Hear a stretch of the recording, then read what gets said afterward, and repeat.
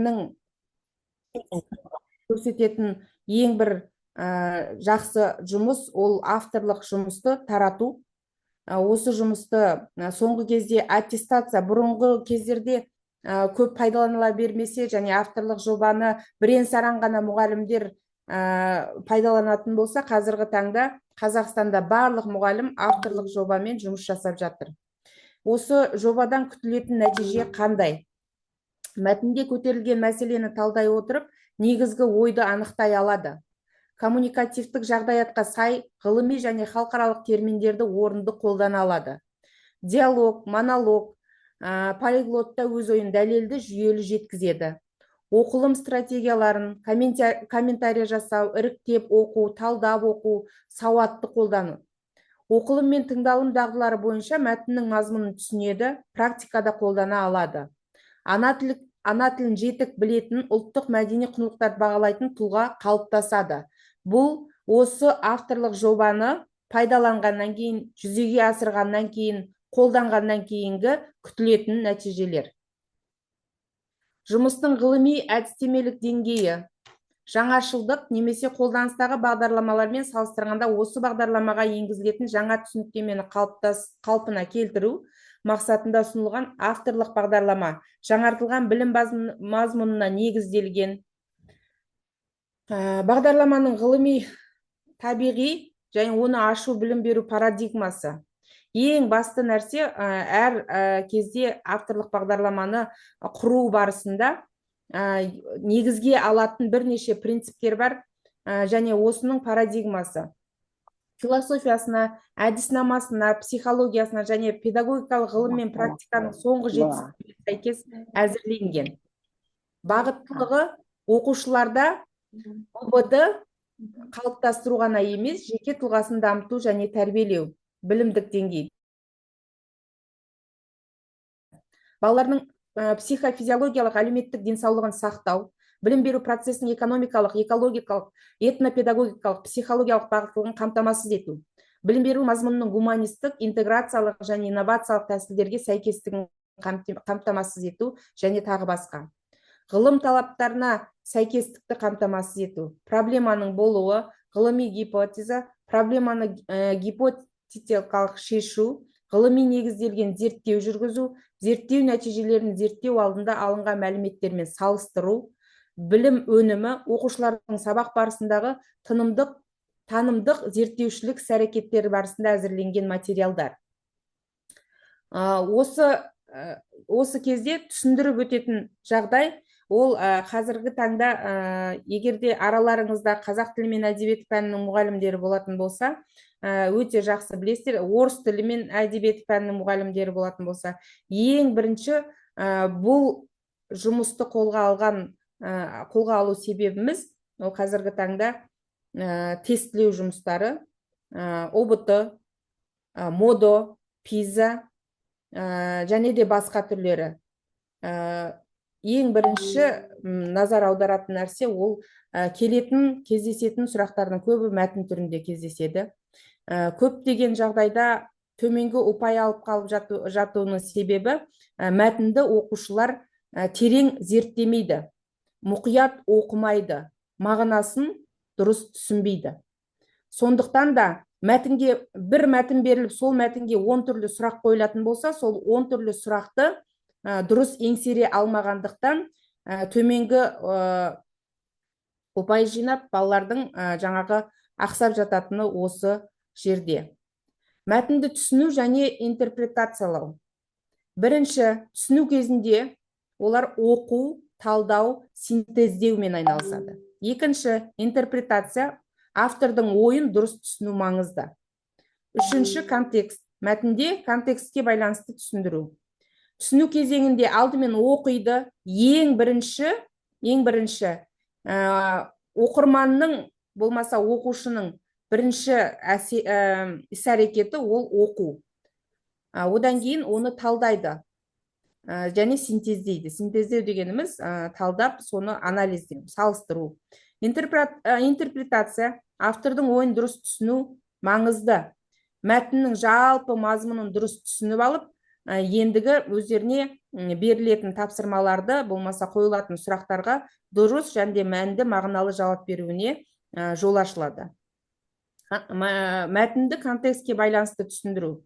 Сіз мәтінде жалпы қысқа мәтін болсын, ұзақ мәтін болсын, алып қарастырған кезде сол мәтіндердің ең бірінші қандай мағынада болмаса қай тақырыпты негізгі идеясы қандай екенін, қай тақырыпты ашу керек екенін түсінеді. Ары қарай. Мәтінді құру принциптері. Оқушыларға дайын мәтін беруге болады. Болмаса, ол мәтінді мұғалім өзі құрауына болады. Бұл неге байланысты? Егер дайын мәтін беретін болса, ол оқушы сол мәтін бойынша идеясын ашады, мазмұнын, тақырыбын. Одан кейін мәтін бойынша негізгі бөлімдеріне берілген арнайы сұрақтарға жауап береді. Ал егерде мұғалім өзі мәтінді құрайтын болатын болса, ол өзінің айтқысы келгенін, жеткізгісі келген ойын бір мәтінге сыйдырып, өз бөліктермен балаларға ұсынады. Мәтін құру барысында да ең басты назар аударатын нәрсе ол оқушының деңгейіне байланысты құралған мәтін. Қолданылған сөздер, терминдер балаға мейлінше жеткілікті болу керек. Егерде ол дайын мәтін болатын болса, ол мәтінде берілген жаңа сөздер, терминдерді толық ашып көрсету. Ал егер ол құрылған мәтін болатын болса, ол құрылған мәтінге қолданылатын терминді қаншалықты балалар жетік білетініне көз жеткізіп, және алдымен мәтінмен жұмысты бастамас бұрын сол жерде кездесетін жаңа сөздер, терминдермен ерекше жұмыс жасап өту керек. Енді мәтін құру принциптерінің ең негізгі аспектісі ол жоспар құру. 100%-ның 70%-ы жоспарсыз құрылған мәтінді балаға түсіндіру және оның мағынасын ашу өте тиімсіз болып саналады. Екіншісі 25%-ды құрайтын логика. Логикалық байланыс идеялардың арасындағы байланысты қамтамасыз етеді. Яғни, бала ойлау арқылы жоспарланған мәтінді дұрыс аша алу керек. Жоспарсыз құрылған мәтінді бала ешқандай оқи алмайды. Сондықтан оқи алмайды, түсіне алмайды, оны қолданыста пайдалана алмайды. Сондықтан ең бірінші мәтін құрудағы берілетін бірінші талаптар, принциптер ол жоспар құру және оның логикаға қаншалықты сыйымды екенін ескеру. Келесі. Енді осы алдыға. Осы кезде айтып өтетін нәрсе кері қарай үмітешені. Алдыңғы. Жоқ, алдыңғы. Заманауи технологиялар.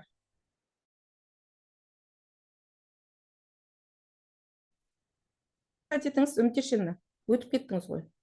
Болды осы жерде. Заманауи технологиялар дегенге тоқтап тұрыңыз, ауыстырмай. Енді мәтінді пайдалану барысында ең басты біздің сүйенетін нәрсеміз ол заманауи технологияларға. Компьютерлік бағдарламалар арқылы жасауға болады, мәтінді құруға болады. OCR технологиясы арқылы құруға болады. Сканерленген мәтінді өңдеуге ол мүмкіндік береді. Яғни, дайын мәтінді сканер арқылы өткізіп, сол мәтінге егерде өзіңіздің қандай да бір жаңалықтарыңызды қосатын болсаңыз, сол арқылы. Және аударма жүйелері. Автоматты аударма жүйелері тілдік кедергілерді жояды.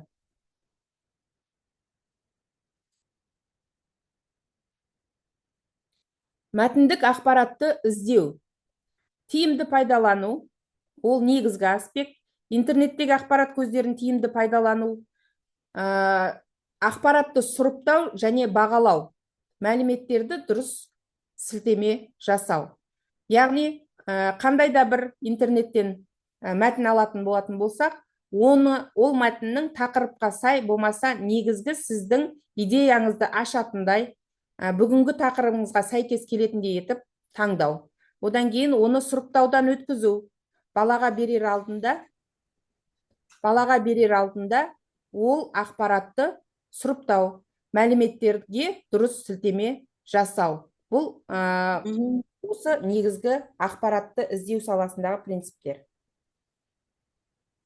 Құрметті әріптестер, назарларыңызға көптен көп рахмет.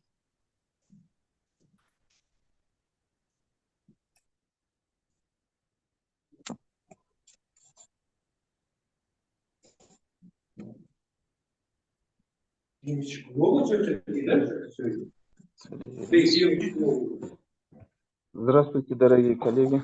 Я Махирбаев Тимур Нугаева, учитель физической культуры общеобразовательной школы номер 20, педагог-эксперт, образование высший магистр. Моя авторская программа «Неурочная деятельность баскетбола для 7-8 классов». Цель программы баскетбола – создание условий для полноценного физического развития и укрепления здоровья школьников посредством приобщения к регулярным занятиям баскетболом, формирование навыков здорового образа жизни, выявление и поддержка талантливых и одаренных детей. Задачи образовательные: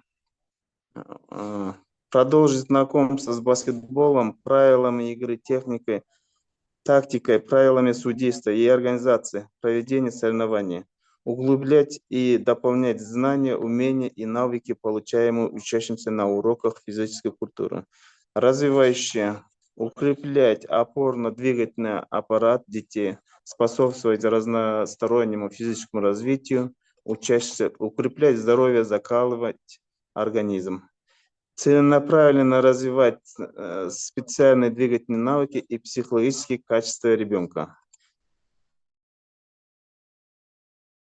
Воспитательный, формировать дружный, сплоченный коллектив, способный решать поставленные задачи, воспитать культуру поведения.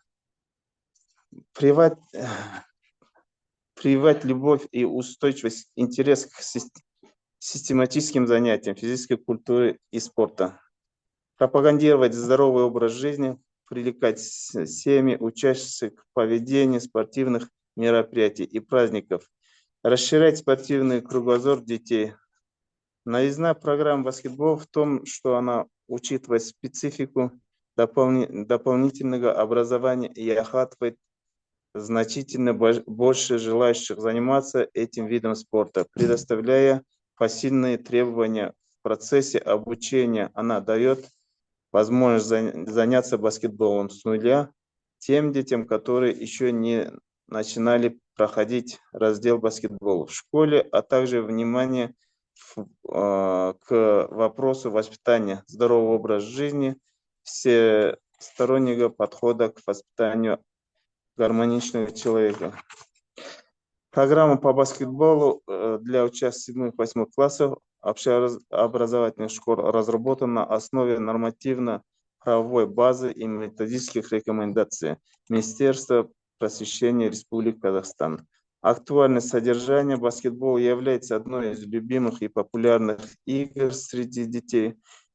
Часть учащихся имеет огромное желание заниматься баскетболом. Они хотят совершенствоваться в игре не только на уроках, но и во внеурочное время. Поэтому с целью удовлетворения устойчивого интереса обучающихся к баскетболу разработана программа. Программа по баскетболу для учащихся 7-8 классов образовательной школы разработана на основе нормативно-базовой базы и методических рекомендаций. Нормативный раздел календарное и тематическое планирование, программа по баскетболу для 7-8 классов во внеурочное время состоит из 4 часов, которые проводятся один раз. Каждый урок имеет индивидуальные цели и задачи, результаты обучения. Спасибо за внимание. Следующее выступление, слово предоставляется нашему эффектологу Кубаевой Лязат Абдулхаировной. Добрый день, уважаемые коллеги. Якубеева Лязат Абдулхаировна, работаю КГУ ОША, номер 20, специальным педагогом. Стаж работы 27 лет, педагог-эксперт. Моя тема ерекше оқытуды қажет ететін балалардың ұсақ қол моторикасын дамыта отырып, сөйлеу тілін дамытау жолдары. Развитие речи через развитие мелкой моторики у детей с особыми образовательными потребностями. Пояснительная записка, очень коротко расскажу. Развитие речи у детей с ОП напрямую связано с уровнем развития их мелкой моторики. Доказано, что двигательная активность кистей и пальцев рук стимулирует речевые центры мозга. Программа направлена на коррекцию речевого развития через специальные упражнения игры для мелкой моторики. Цель программы – активизация речевого развития посредством упражнения для рук и пальцев, что способствует формированию лексико-грамматического строя, звукопроизношения и связной речи. Задачи программы – развитие координации точности движения пальцев рук, развитие артикуляционного аппарата фонематического восприятия, обогащение словарного запаса, развитие связной речи через игровые творческие задания и повышение мотивации к речевой активности через геймификацию. Структура программы – подготовительный этап, основной этап и заключительный этап. Раздел 1 – пальчиковая гимнастика, игры с рифмами, развитие координации пальчики здоровается, домик и так далее. Раздел 2 – артикуляционные упражнения. Это дыхательная гимнастика, упражнения для губ, языка. 3 раздел – игры с мелкими предметами, работа с крупами, фасоли, пуговицами, лепка из пластилина, теста, конструирование из мозаики, пазлов и конструктора. Речевые игры – это развитие звукопроизношения через игры, развитие словаря, сказкотерапия. И итоговый этап – это контрольное обследование речи и мелкой моторики, оценка результатов, корректировка программы. Оценочные критерии у меня высокий, средний, низкий. Положительная динамика проявляется в улучшении и разборчивости речи, расширение словарного запаса, развитие связной речи, повышенность точности, координации движения рук. Ожидаемые результаты: улучшение координации движения пальцев и кисти рук, развитие артикуляции, звукопроизношения, формирование связной речи, повышение интереса детей к речевой активности. Следующее слово предоставляется учителю математики Турсунбековой Умет. Давай, перевер. Мне.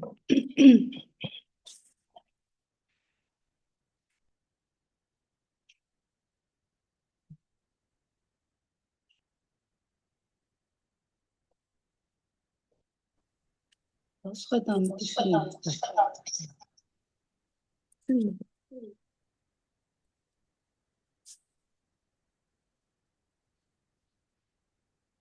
Менің негізгі авторлық бағдарламам қазақ тілі мен әдебиеті сабақтары арқылы өзге ұлт өкілдерінің шығармашылық әлеуетін дамыту негізгі мағлұматтармен берді. Менің осы өзге ұлт өкілдерінің үлкендер жұмыстегеніне 10 жылдан асты. Өзге ұлт өкілдеріне шығармашылық жұмыстарды дамыту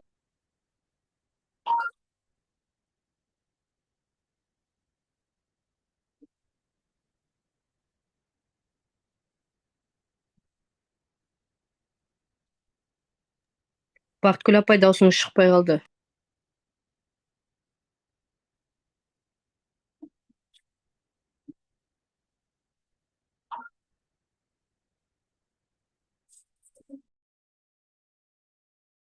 Микрофоныңыз өшіп тұр. Енді қосылды ма? Кешіріңіздер. Естіліп тұр ма? Естіліп тұр. Қазақ тілін үйрету арқылы оларды қоғамға интеграциялау және ұлттық мәдениетті түсінуіне жағдай жасалады. Сабақтарда әртүрлі әдістемелік тәсілдер қолданып, оқушылардың тілдік және шығармашылық дағдыларын жетілдіреді. Бағдарламаның мақсаты мен өзектілігі. Бағдарламаның мақсаты өзге ұлт өкілдеріне қазақ тілі мен әдебиет арқылы құзыретті білім беру, олардың тілдік және шығармашылық қабілеттерін дамытып, қоғамға интеграциялануына ықпал ету. Бүгінгі таңда өзге ұлт өкілдерінің қазақ тілін меңгеруі олардың қоғамдағы орнын нығайту үшін маңызды. Қазақ тілін білмейтін адамдар үшін тілдік және әдеби білім беру олардың әлеуметтік интеграциясын жеңілдетеді. Бағдарламаның негізгі жаңалығы: бағдарламада қазақ тілін үйренуге арналған заманауи технологиялар мен мультимедиалық құралдар пайдаланылады.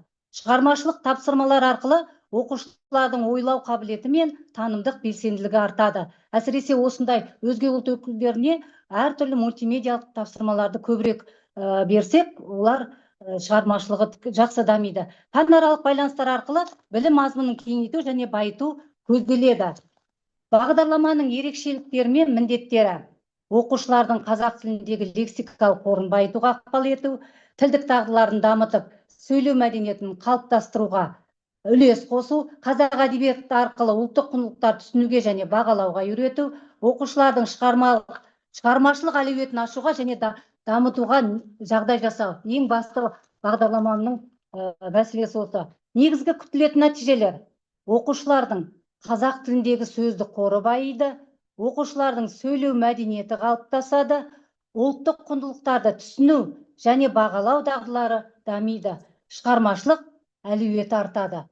Пәнаралық байланыстар арқылы жалпы білім деңгейі көтеріледі. Грамматикалық және синтаксистік білімдері тереңдейді. Мәтінмен жұмыс істеу және мазмұндау қабілеттері жеңілдетіледі. Негізгі оқу бағдарламасының мазмұны бірнеше бөлімнен тұрады, 4 бөлімнен. Бірінші бөлім фонетика, бұл 5-ші сыныптардан арналған 10 сағат арналады. Лексикаға 6 сағат, сөз жасау мен оқытуға 8 сағат, морфология саласына 10 сағат берілді. Оқытудың негізгі әдістемесі: бағалау жүйесі формативті және суммативті бағалауды, бақылау тесттерін және жобалық жұмыстарды қамтиды. Оқу нәтижесінде оқушылар фонетика, лексика, сөз жасам, морфологияны терең меңгереді. Білімді қолдануды көрсету тәсілдері ретінде мәтін, эссе, әңгіме жазу тапсырмаларын көбірек беремін. Оқыту барысында күтілетін тиісті нәтижелерге қол жеткізу оқушылардың шығармашылық сипатта қызметтерін дамыту арқылы жүзеге асырылады.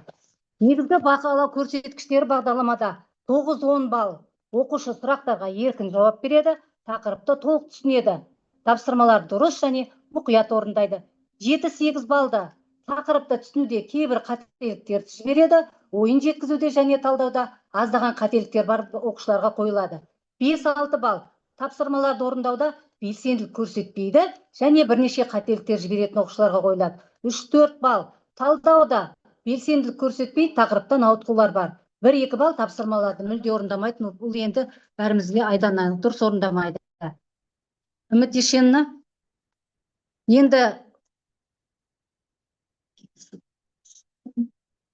дауысын шығарсаңыз, енді мен бұл өз бағдарламамда жасанды интеллектпен көрсетейін деп едім, жаңа алғаш таныстыруда да дауысы шықпай жатыр техникалық себептерге байланысты. Бұнда көбінесе балалар жаңағы буынға бөлу, фонетика бойынша осы ойынды өте жақсы қызықты. Буынға бөлдіруде балалар бір-біріне сөз жасырады, сол жасырылған сөздерді буынға бөлу керек. Және буынның түрлерін айтуда да олар өте қызғылықты тапсырмаларды орындайды. Мысалға, қарлығаш деген сөзді бөлген кезде балалар жаңа бізде көбінесе бастауыш сыныптарда және 5-ші сыныптарда буынға бөлуде. Қарлығаш, 3 буын бар. Қар, бірінші буыны бітеу буын, лы тұйық буын, ғаш бітеу буын деген сияқты буынның түрлерін 3 топқа бөлгізіп айтқызамын. Үміт Ешенна, бұның дауысы шықпады ма? Келесі техникалық себептерге байланысты дауысы шықпай жатыр, енді жасанды интеллектпен дайындап едім. Келесі сөзді математика пәнінің мұғалімі Үміт Ешеннаға беріледі. Рахмет. Здравствуйте, коллеги. У меня авторская программа «Задачи на развитие функциональной грамотности и пути их решения» для 5 и 6 класса. У меня идет соавторство с Нургали Аружан Ганиевной. Целью данной программы является повышение уровня функциональной грамотности учеников путем использования различных математических задач, направленных на развитие критического мышления и умение применять полученные знания в реальной жизни. Междисциплинарная коммуникация. Программа предлагает активное взаимодействие с другими предметами, такими как физика, химия и география. Это способствует более глубокое понимание математических концепций. Профессиональная ориентация. Занятия помогают ученикам понять, как математические знания могут быть полезны в различных профессиях. Это поможет стимулировать интерес к инженерным и технологическим специальностям. Извиняюсь. Актуальность авторской программы. Программа актуальна в современном мире, где важны не только теоретические знания, но и их практическое применение. Развитие функциональной грамотности помогает ученикам лучше подготовиться к взрослой жизни. Программа способствует развитию критического мышления и аналитических навыков. Она также помогает сформировать навыки работы в команде и коммуникации. Таким образом, программа отвечает требованиям современного общественного и рынка труда.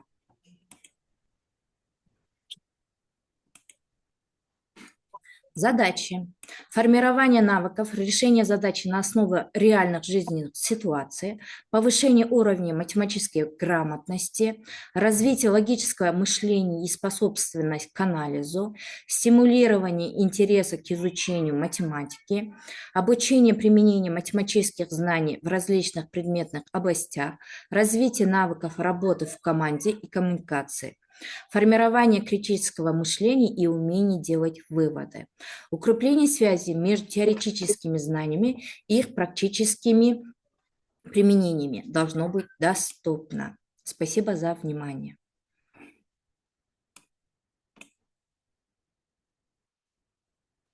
Обратная связь.